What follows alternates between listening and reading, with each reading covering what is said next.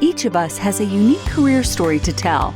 For some, these fly high like rocket launches. For others, they're more like the game of chutes and ladders, with advances and setbacks along the way. Either way, we learn countless lessons from these experiences. And that's what we put into the spotlight here at Career Sessions Career Lessons. Join discussions featuring a variety of guests sharing their stories of ups and downs, as well as the secrets of their success and what drives them to continue moving forward. We break down the tools and resources that will help you establish your dream career and realize your professional goals. Here's your host, J.R. Lowry. Hi, I'm J.R. Lowry. This is Career Sessions Career Lessons, brought to you by Pathwise.io. Pathwise is dedicated to helping you live the career you deserve. Basic membership is free, so visit Pathwise.io online and join today. Today, my guest is Stacy Belf, who I met when I was working at State Street. Stacy is the head of consultant relations for State Street, a role she has held for the past 18 months. She started her career doing contracting work in the telecom industry and as a firefighter. She then went to law school, after which she worked for 2 law firms and clerked in a U.S. district court before becoming a federal prosecutor. She tried cases relating to violent crime, white-collar crimes, and cybercrime before joining State Street in 2015, where she's held a variety of roles since then. Stacy earned her undergraduate degree in psychology from Auburn University and her law degree from the University of Virginia. She's an active fundraiser for causes that help victims of sex trafficking, dating to some of the cases that she tried as a federal prosecutor. She and her family live in the Boston area. Stacy, welcome. It's great to have you on the show today. Thanks, JR. It's truly a pleasure to get to talk to you.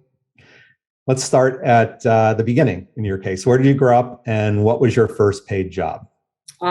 I grew up in a little suburb of DC called Sterling, which literally at the time had 1 traffic light in it. It's right next to Dulles Airport, if anybody knows where that is. And my first paid job was at the local movie theater, scooping popcorn at the concession stand. So very unassuming. I started working when I was 14. So I've been working for many decades now. When you look back at that first work experience, is there anything that you took away that you still hold with you today? Very much so. So through a strange set of events, the manager of this movie theater was fired and they brought in new management and they looked at the records and realized that I wasn't yet 16 and that was against company policy, even though it was legal in the state. And I got fired. And JR, I cried for days, this 14-year-old kid. And I could look back on it now and I think about it all the time of like that defined my value, which is so very silly. But, at that age, it makes sense. And so the thing I still hold is the intrinsic value is not defined by how you're currently, where you stand with your employer. And it's sometimes really important to remember that. Yeah. I wanted not my first job, but maybe my first paid job because I mowed lawns as a kid. So, other than that, I went to work for a department store the Christmas of my freshman year of college. And in the days leading up to Christmas, the guy who was working in the department with me basically showed me how to process sales on the register, but I was using his ID basically. So he was getting sales commission, even though I was, in this case, helping. I didn't know that that's how he was getting paid. Yeah. Anyway, the day after Christmas, the managers sort of piece this all together and comes down and fires him on the spot. And she leaves me in the department alone. And so I then ended up spending a day processing returns. It was the day after Christmas. I think for my first day, I had like negative $3,000 in sales. And then she came down and I almost got fired because she says, "You're not register trained." I'm like, "Well, what did you want me to do? You left me here by myself." So sometimes, sometimes common sense doesn't always prevail in situations like that. And you just have to do what you do. Exactly. Especially when you're so young, you don't know kind of the way that it works. So absolutely. That's hysterical. How did you end up at Auburn and why psychology? So I was on my own nickel. I was paying for myself through school. And right before I finished high school, my father moved down to Huntsville, Alabama, so I could get in-state tuition. So Auburn was a whopping $1,500 for a full year's tuition in-state. And so that was the right number for me. I also really had been looking to go pretty far away from home just because adventuring spirit, and that'll probably be a theme throughout. Psychology I really have always wanted to have a point of service. That's something very important to me. In high school, I had volunteered with the abused women's shelter for a couple of years. And I used to take care of the kids while they had their group meetings and the like, and really wanting to help people in that way. And so I thought I would be a practicing psychologist. So that's what I went to school for. But I'll tell you, just to look back and laugh, I was an engineering major, in homage to you, an engineering major for a whole 3 days until my father left campus. So I had the aptitude, but I really did love the people aspect. So that's you were just waiting until you had some distance from him to go back in and.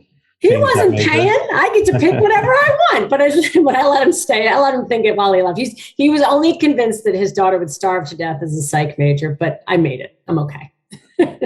What kind of things did you do in the summer between years of school? Anything interesting? Yeah. So as I said, I was on my own nickel. So I had 2 or 3 jobs. I tried to save up enough over the summer to pay for a lot of the next year. And so, my God, there isn't a job I don't think I've had. Retirement homes and waiting tables and lumber yards. And so like every job, and it was a great mix of all different kind of people. And while I was at school, I was also, while I was going to school, working in the catering department. And I still remember seeing all the time cards for all of the cafeteria staff and how many had an X for a signature because they didn't know how to sign their own name. Wow. And so seeing like these things as I'm growing up, and the value of education is really quite important. And then my last year was most interesting. I got an internship back when Sprint was a really big company. It had Sprint International did a joint venture called Global One, which was with France Telecom and Deutsche Telekom. So I got an internship there, a summer job there, helping their what they called RMEA, Russia, India, Middle East, and Africa region. So I was supporting that my last summer. So that was very interesting, especially something I didn't have any experience in, which will also be a theme, but really figuring out how to make things happen regardless. Yeah. And I know we've talked about this before, but tell our audience how it is that you became a firefighter after you left school. So when I finished at Auburn, I joined the Peace Corps. And I went to Chad, and I really did enjoy it, but it's a lot of gray areas. Am I helping or am I causing more welfare dependency? They had been through a civil war for many years, and therefore there was a lot of sense of kind of entitlement. Like I'd have people all the time come to me, you're here to serve me. You give me your stuff because you're here to serve me. And when I came back, I still wanted a point of service, but I really wanted something black and white. When your house is on fire, there is no question as to whether you're helping and how to help. And right. I'd seen some of that when I was at Auburn. I had some friends who were in it, and I said, if I ever got the opportunity. So I was working during the day. I had returned back to Global One, but my nights and weekends, there was no paid staff at the fire department. So we were it. So I ran with a crew every 6 days. And if it landed on a weekday, 12 hours, and landed on a weekend, 24. But it was really about still wanting to serve and find different ways to serve. And I really, really did enjoy it. I would imagine back then that there weren't a whole lot of women with you in the firehouse. There were not. When I joined, I was 2 in a company of over 100. And then ultimately there were 3 of us. But I stuck with it the longest just at that time. I'm sure there's other women who have done it since and longer, but you did always feel like you had to do better to be considered equal. So I was actually the rookie of the year, my first year, beat out all the guys, which must have caused them a lot of consternation. But I mean, there's something called a 2-minute drill. Can you go from civilian clothes to fully donned, ready to click in 2 minutes? And my standing time was 1:08. So it's like, how fast could you get it done? But, it's interesting. On the one hand, yes, there were not a lot of women, but my crew, for example, was me and 3 like middle-aged guys who this is what they did, when their families were at home. And it was like just having like your dad and run with. They were fantastic. There was never a question of how I get treated. And then there were others who, like I remember one time somebody brought their kids into the firehouse and I was holding this guy's baby. And he's like, I really never thought of you as a girl. And I was like, and I don't know what that meant, but he obviously had seen me in one linear way and didn't understand you could be multidimensional. I just didn't fit the box for him. So yeah, it was interesting, but I really don't begrudge. I think that the whole company was very supportive, and I really felt connected to the different crews I ran throughout. When did you decide to go to law school? So really tough call that I ran one night, where the long and short of it is a 6-month-old baby had been beaten to death. And I didn't know that at the time. We were all sleeping in the bunkhouse, and the woman just showed up and said, "He's not breathing," and handed him to me. And we could have an entire podcast telling the story of Devin and what happened. But the long and short of it is I testified at the criminal trial for that murder.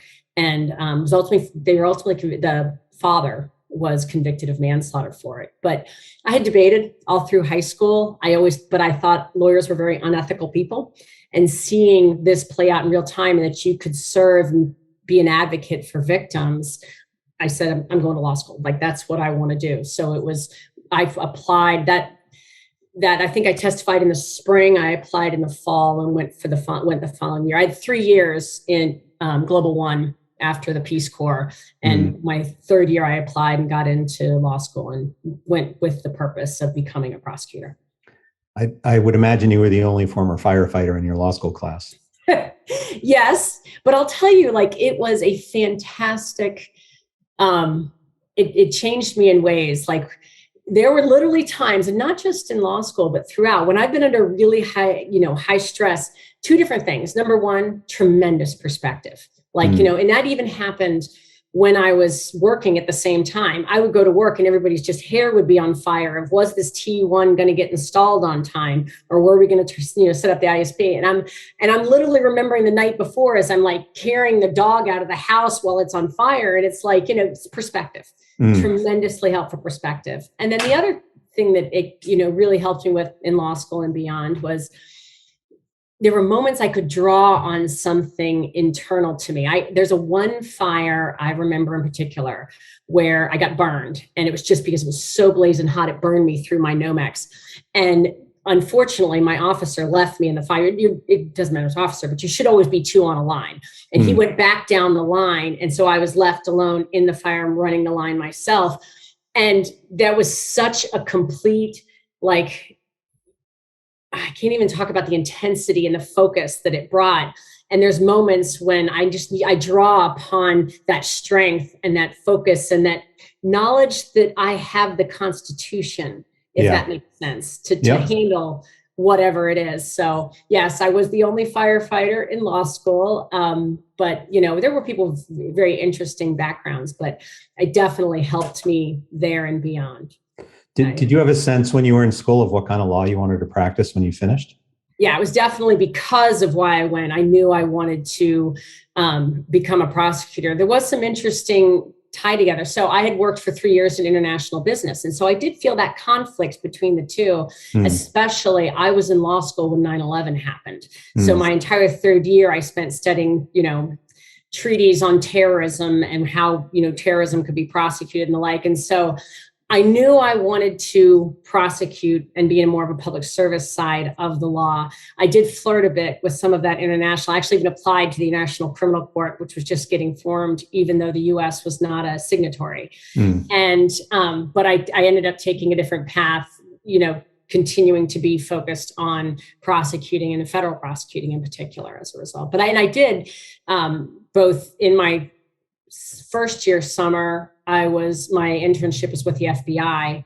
And then my third year, I did a clinic to prosecute in one of the local Commonwealth attorney's offices. So it was a consistent theme throughout, although I tried to tie the international in. Did you give thought to joining the FBI, or was that just a summer experience? I loved my time at the FBI, and it was just really for me the decision between agent versus prosecutor. And an agent has to work a lot of cases that will never turn out. And for me, I felt much more that I wanted to take a case and be able to see it through to the end. And especially feeling, I don't know whether it was because of my debate or Model United Nations, that I felt like I had oral advocacy skills that would be kind of left on the table if I only ever did agent work. I wasn't opposed to it, but the prosecution and the intellectual rigor and the work that you have to do around that appealed to me more than what I thought I had to bring, possibly if I had gone their special agent route. Yeah. So you went to Cleary Gottlieb. What kind of law did you end up practicing while you were there? So Cleary was my attempt to marry the two of international and criminal, which was very, very difficult. So Cleary does a lot of antitrust law, which is one of the few areas that there's a lot of international intersection. And I loved it. I was in the DC office of Cleary, is a New York-based firm. And I liked that. And I did that again in a later iteration because I found that you got the practice of a really big global firm, but being in a smaller office, you got the responsibility of as if you were further along. If I had gone to a main office, I would have done a lot of document review, and I just wasn't really interested in that. But I really enjoyed it. Cleary, I still have fun for. I went to an event of theirs last week. Very intellectual firm. Very, very intellectually dedicated. And I saw that in a lot of the people there. How did you end up then doing the clerking that you did for the U.S. District Court in Maryland? So I actually had the clerkship before I joined Cleary. When I was in law school, you applied 2 years out. It's changed many times over since. But so when I was beginning my third year, I had decided by then that I wanted to do a clerkship, mainly because I'd really become focused on federal prosecution. And that's really one of the things that they want to see. And I always wanted to see the other side as well, see what it was like actually in chambers. So I applied my third year, but then I went to Cleary, but Cleary knew I was leaving at the end of a year to go and fulfill my clerkship. And the judge that I found, again, if you do a clerkship, I intentionally sought out a district court judge to let you work on criminal cases, because not all of them do. Most of them just give their law clerks the civil docket. But I knew that this judge did everything. And he also was on something called the International Judiciary Committee. So he used to travel overseas and speak on the rule of law. So it was still very much speaking to my love of both criminal and international. Yeah. I was still trying to, one foot on the dock, one foot on the boat. So. Yeah. Then you went back to a different firm. You went to Ropes and Gray. So I definitely at that point had decided that I didn't want to limit myself to antitrust. I was time to give up the ghost on international and just know I'd find another way to feed that hunger. I knew ultimately my husband is from Boston, and I knew that we wanted to get here. So it made sense to go to a very Boston-based firm, even though I was still in DC, but they had a really robust government enforcement practice. And so I would get to do a lot of things. I worked on an Enron case. I worked on a lot of the pharmaceutical litigation that was happening. There's just a lot of very timely litigation that was happening in the government enforcement space that I got to be a part of and conduct depositions as well. In terms of culture, were the two firms similar? Were they different? Oh, very, very different. And very different. Like I said, Cleary was very intellectual. Certainly Ropes was intellectual as well, but it was known as like an old storied Boston firm. And you saw that, but they had a lot of very local ties into their local governments as well. In addition to their international presence, they had law offices overseas as well. I found the culture of Ropes to be a little more personable. Cleary was much more intellectual, but they were both fantastic places. There's no downside to either one. I'm feeling very grateful for both. So then you became a federal prosecutor. Yes. So, and that's an interesting thing about how I did it, because it's a very difficult job to get. And I know this from my work, late when I was inside, and you have hundreds of applications for one or two slots. Before I ever, submitted my application, I was able to say, like, I had worked for a clerkship. I had actually been a judge back in law school. I had talked to, anybody who would speak to me about working as an AUSA. I would take them to lunch or dinner or whatever else and just learn everything that they knew, who else they may be connected to and everything else, so that by the time I interviewed for it, I went to my first interview, and it was actually very atypical. The sitting U.S. attorney decided he was going to do first round of interviews, which is unusual, but he figured I'm not wasting my prosecutor's time doing interviews if the person I don't think to be viable. So the sitting U.S. attorney was Rod Rosenstein. I had actually, while I was still clerking, called him when he was through an introduction by my judge, called him when he was the deputy assistant attorney general for tax division. And even then had talked about, wanting to be a prosecutor and how do I get there? And so I made it through that round of interviews. Next round, of the 5 people who interviewed me, I'd already talked to 3 of them about becoming a prosecutor someday. The next round of interviews, I had done so much pre-work. There wasn't a single interview that I had not talked to anybody and shown my long-standing interest in it. And some of them had seen my work as a clerk. Some of them had seen me through this, but it's a very hard job to get, but I really target it in a very holistic way because it was so important to me. Yeah. And that really comes through, right? I mean, when you've interviewed people, I've interviewed people, when you have somebody come in who's really prepared, right? And is thoughtful and committed, you're going to think harder about them, even if they maybe don't have the best something right on paper, right? Because there's just that intangible that you're going to get to experience every day. It's so hard in interviews to really necessarily convey the full job that somebody is applying for, as well as to know all the capabilities exist for that job.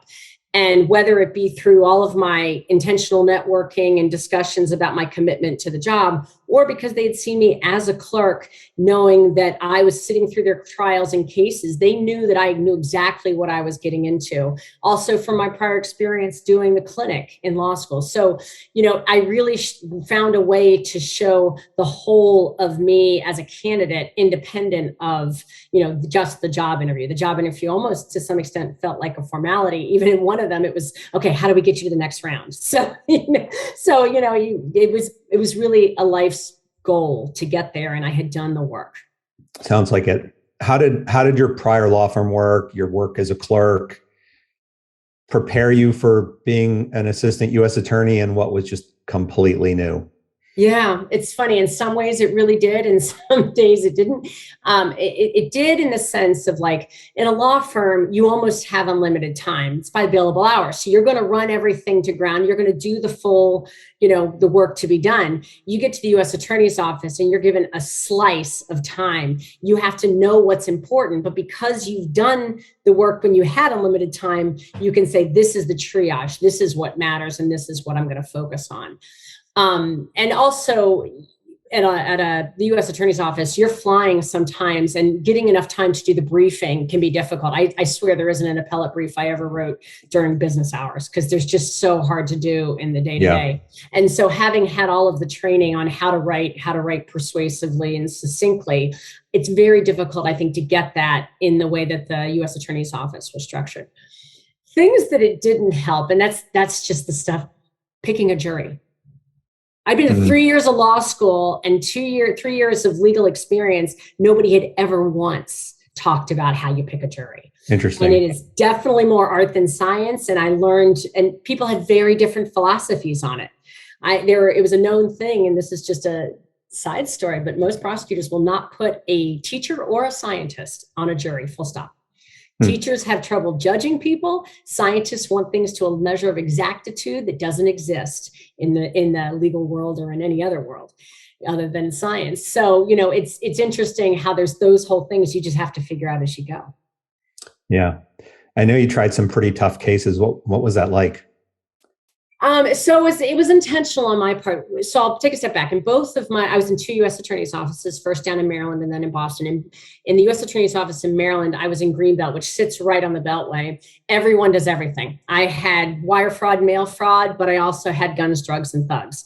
And then, which was good because you got really that white collar practice that could be a multi-year case, but you also got cases that kept you in court regularly.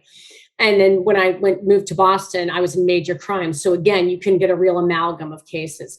But very intentionally through it all, a couple of years into the U.S. Attorney's Office, I raised my hand and became the Project Safe Childhood Coordinator. So it meant I took on about a quarter of my docket being child exploitation cases. And that was very intentional. You may go all the way back to when I interned for the Abused Women's Shelter. I had a very dedicated purpose around trying to help child victims.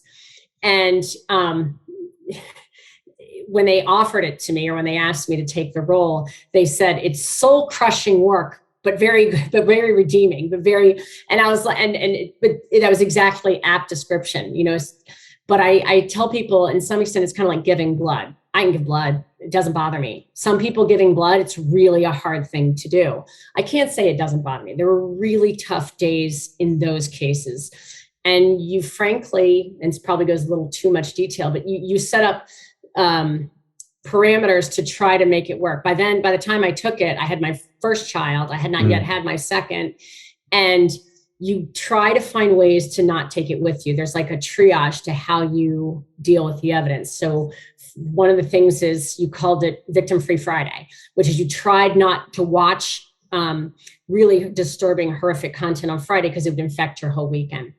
When you're dealing with evidence, if you were dealing with videos and photos, they would go down levels. You start off with photos. We start off with descriptions, but that didn't last very long. Then you actually look at the photos. Then if you had to, you'd watch the videos, but sound off, and dead last was sound off because the screaming was just, something you'll never get rid of. And so you find a lot of ways to mentally operate to be still the best you can be, even though you're caring a lot. But there's a lot of talk there of secondary and tertiary victims where it's not, you're caring things that are really can be very tough. But that was my choice. I really, as much as it was difficult work, I absolutely loved feeling like I was making a difference. And I still look back on that and know that some of the best cases, as I said, the best victims I ever had are the ones that I never had. The cases where I knew I dealt with real predators, it wasn't a question of if they would harm again, it was when and how much. And for those people who, I still know them by name, and I won't repeat them all, but people who will sit in jail for the rest of their life, I know that a lot of kids have been saved as a result. And I still am very proud of that. And to be clear, I tried 12 cases and not all very few were in child exploitation. Most of those cases plea.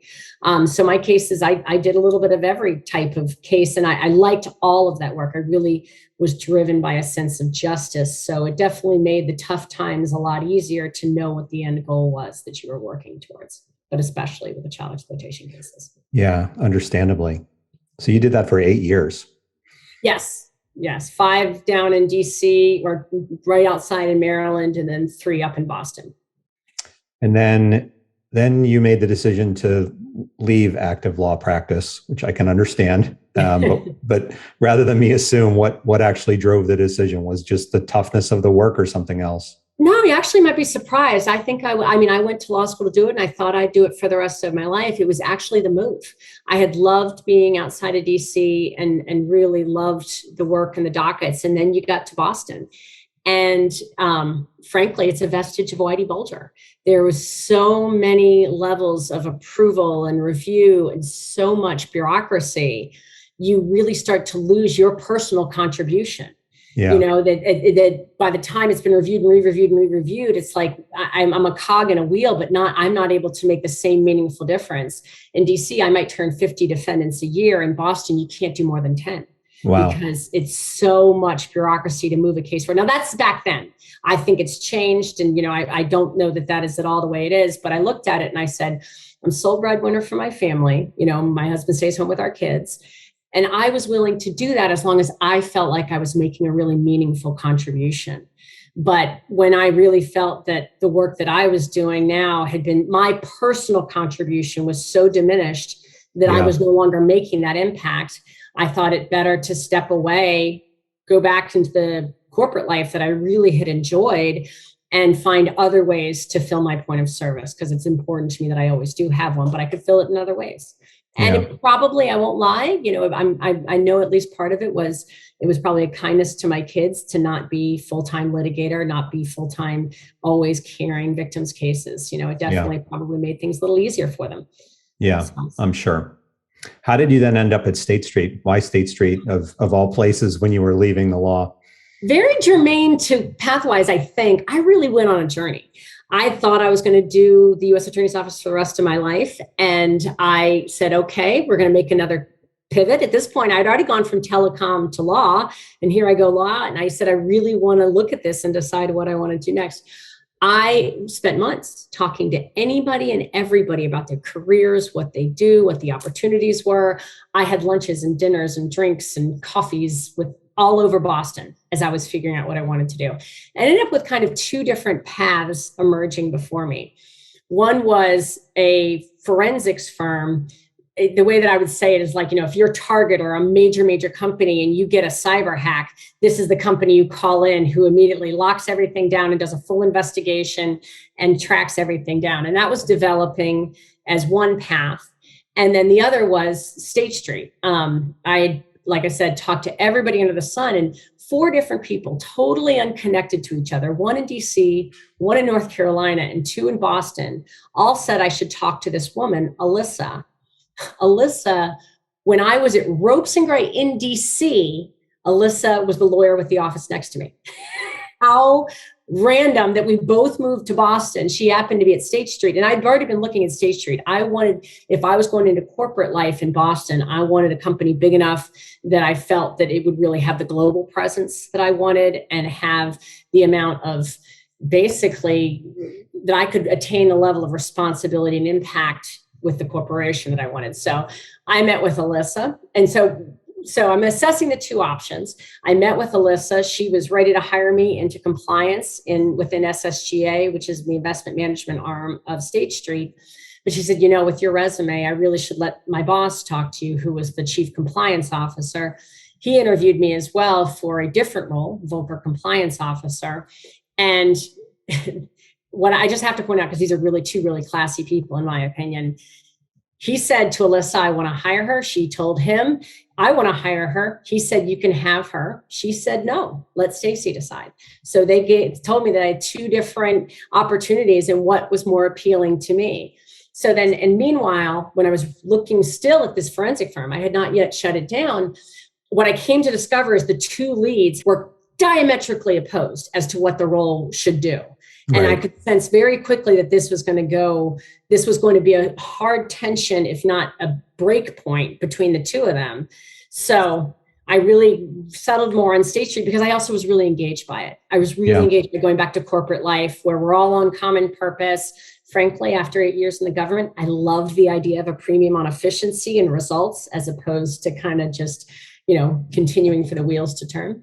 So I looked at the 2 offers that were before me and chose the compliance officer. It was a global role in an area that it just was getting off the ground because the Volcker rule had just been passed and no one knew it. And it was where I thought I had the best ability to leverage my skill set, which I was better able to articulate. I was all along this way able to better articulate my what I bring to a position, because it certainly wasn't expertise in the financial industry or compliance or Volcker. It was really about my ability to execute. And that's what I'd by then come to know that whatever it was, it's a trial date. It's going to happen. I may not know all the things that's going to happen before we get there, but it's going to happen. And so I was very appealing to me, and that's what I took. I did know from get-go that it was likely an entree back into the corporate life. And compliance was a good way in the door. I didn't expect I would stay in compliance, but it was a very intentional choice. I chose not to go in-house counsel or go back to a law firm. I'd had great experiences, but the business of law didn't really interest me. And if you're going to corporate law, you're managing external counsel. It was like, to me, taking the worst parts of being a lawyer, and that would be your day-to-day civil discovery or, other things. And you would manage outside counsel, but you wouldn't actually be like hands dirty doing the work. And that didn't appeal to me. So you've done a lot of different things over the years. Do you feel like at this point, you know who you are, you know what you want to do, you found a home, or are there future chapters out there for you?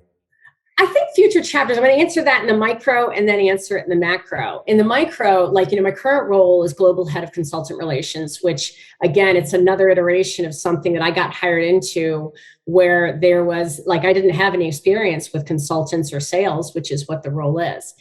And I mean, I bring that up because the interview process for this was the best of any job I've had, because I'm much clearer on my value proposition. One of my friends, I don't know that I want this title, but calls me the executioner, which is whatever something needs to be done and executed on, I can do it.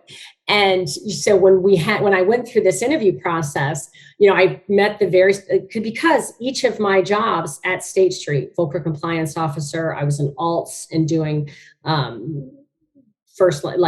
working under the chief operating officer there, and then CRD and Alpha. Each of these jobs have been, maybe some of them took articulable skills, but a lot of them were just something absolutely needs to be assessed, designed, rebuilt, and turned into BAU. And so in this most recent job, I got the very standard question is, you have no experience in this area. What makes you think you can do it? And I said, if you think experience with consultants is what's needed for this job, you fundamentally don't understand where you are and what needs to happen. Yeah. And to come at it with that level of just bravado, but I really did believe it, which is prosecutorial edge. It was a prosecutorial edge, which you can imagine at executive leadership. That's a dicey road to walk, but and very much challenging of like, I know what it takes when there is nothing there and you have to build from ground up. Do you know what it takes? And I actually even turned that later in the interview, in which there was the standard, do you have any questions? Like, well, yeah, I really do. I've come to learn that for me to execute, I need management support and engagement. And I'm looking at this role that you've taken 4 months to hire, you've downgraded and you've leveled. And I'm concerned that you really are invested in this enough. So not only did I stand for myself, I turned it back around. I share that only because you asked specifically, do I feel like I know what, more of who I am and what I'm looking for? And this last changeover was a real opportunity in which I embraced that I am not going to be somebody who shows 20 years of subject matter expertise in a specific area. I'm a change agent, and you bring me in because you want execution. And I can show that through every single job I have had, all the way back to Global One when we installed internet systems in Africa and the Middle East. It's just about getting the job done, whatever it is. Yeah. So that was the micro question, if you can believe it. The macro question, or maybe it's the look back versus the look forward. That's the better way to capture it. The look back versus the look forward. Do I think that I'm in a job I'll do for the rest of my career? No. I definitely think that there's more opportunities. I'll need new challenges, and I'm sure there's a retirement career in there somewhere. I have continued to have a point of service, and I have served on a board for an organization who helps children recovered from human trafficking to reclaim their lives and get, basically come back to owning their own lives. And I could see myself in a retirement career running a nonprofit or something along those lines, so that I would dedicate more time to that. In the interim, I think that there'll be many more iterations. I like to have a seat at the table. I want to be a part of the conversation that's really driving both the strategy and the execution on that strategy. And I'll be transparent that part of my way of getting to make sure that I'm in those conversations is right now I'm looking at various board opportunities. I've been, starting to apply to different board opportunities to bring a very unique set of circumstances to that conversation, kind of a Swiss Army knife of law, but sales, but business, but, a little bit of everything. So looking forward, I think that there'll be more iterations. I think I'll probably end up staying in corporate life and I really do like it. And I find that I have talents there and can execute there, but there'll be a retirement career too. Yeah. You've talked a lot about both strengths that you've leveraged along the way and passions that have kind of fueled your decisions. What have you worked on developing in yourself along the way, and how have you gone about that? Oh, patience. I am, and JR, you could say, and anybody, me enough to know that you would say that the ability to really wait things out and let them develop. I've gotten much better at that and really being comfortable with that play out. But that patience in the micro too of in conversation, really waiting and letting the conversation develop, because that litigator in me just wants to jump in and object before you're done with the sentence. And so learning how to have patience for the conversation to naturally flow. And that way you can be much more impactful. So that's one area. Executive presence. I have a lot of joy and a lot of exuberance and a lot of passion. And people can misread that to think that I'm not, very intellectually dedicated, or that I hate to think flighty, but maybe. And so having to really modulate that for the audiences, just because people are not used to high energy level, but also, just as much intellectually inclined, logically inclined, and thoughtful and strategic in outcomes. People think the two don't go together. So I've had to be very intentional about that. So that's the first two I can think of. I know you've managed teams along the way. What kind of leader do you try to be for your teams? I think of it in two ways. First of all, for them as an individual, and then for them as an employee. Individually, I have a strong belief that if you work for me, you have given me a portion of your career, and I owe you things for that. I owe you development. I owe you a path. I owe you where you're going. And I very much embraced, I think, a more recent mindset, which is understanding that when you have really good people and really talented employees, they're going to move. And so you accept that you have them for a finite period of time, and you develop as much as you can, and you help them to create as much impact as they can in that time. But you very much embrace that, they're not going to stay forever. I don't think anybody could put up with me for that long, for decades, save maybe my husband and my kids. So that's, as you as an individual, I really do try to be a manager that is focused on their development. Professionally, or I'd say as to the work, I've been told that I have a very strong leadership style in the sense of I share vision, and I'm consistently showing where I'm going, such that it's easier for my team to navigate their respective areas of responsibility. I don't ever want to micromanage. I find that is an incredible waste of my time and employees' time. So I'd really much rather give you end goals and then help you to get there. Like give you, whether it be guidance, whether it be, support, backup. My leadership style is very much one being outcome oriented, but not strictly, have you given results? It's outcome oriented, of driving what the outcome we're trying to get to, and then me enabling you, empowering you to get there, and making sure that you have the support and otherwise to do it. And what's important to you when you're hiring? What do you look for in the people that you want to bring into the organization? Leadership.